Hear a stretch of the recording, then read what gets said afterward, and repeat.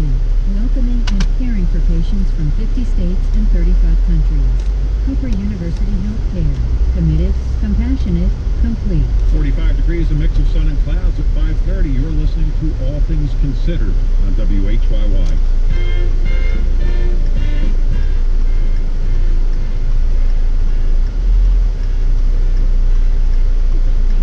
From NPR News, I'm Lisa Chang.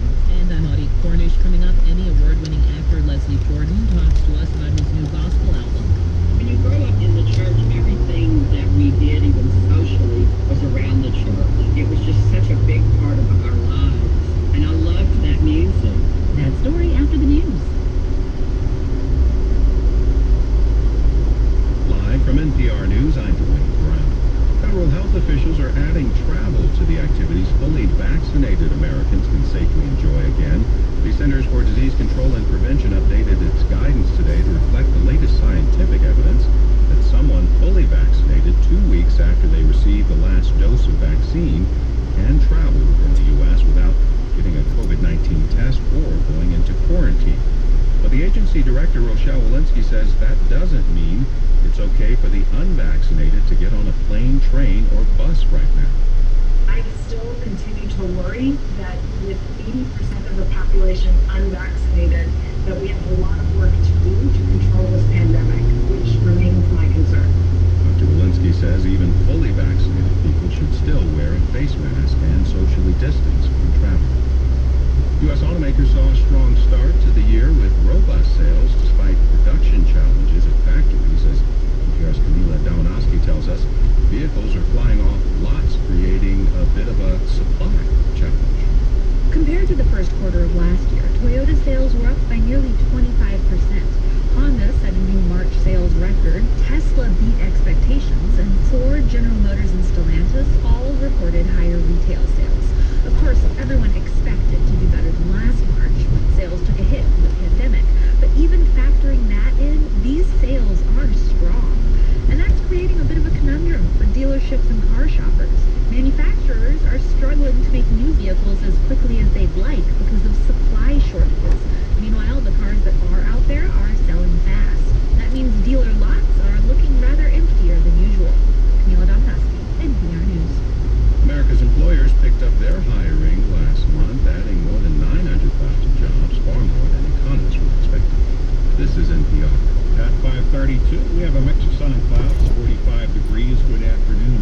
I'm John Weber, WHYY News. Starting tomorrow, callers in Pennsylvania's 814 area code need to dial 10 digits, not just 7. For WHYY, Ann Danahy reports that's because the region will be adding a second area code to the region.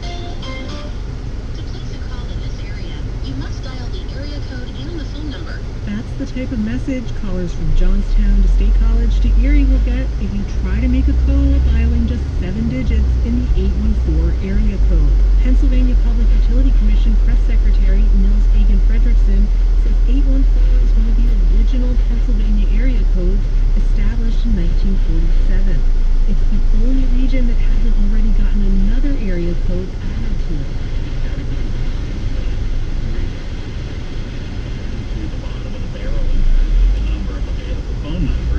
Apparently all those newfangled devices, cell phones, tablets, Wi-Fi hotspots, are eating up phone numbers.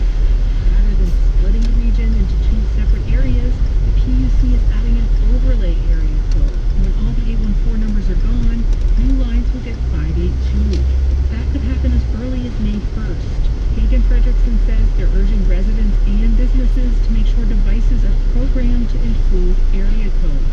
The change will not affect 911 calls. In State College, I'm Ann Danahy. And the Delaware Senate has approved Democratic proposals to outlaw high-capacity magazines, require anyone wanting to buy a handgun to first take a training course, be fingerprinted, and obtain a permit from the state. The bill passed the Democratic-controlled chamber with no GOP support. They now go to the Democratic-led House for consideration after the legislature's 2-week Easter break. Supporters of the proposals contend that they will help reduce gun homicides, suicides, and violent crime. Opponents argue that the bills are constitutionally suspect, racially discriminatory, and will not reduce gun violence by criminals.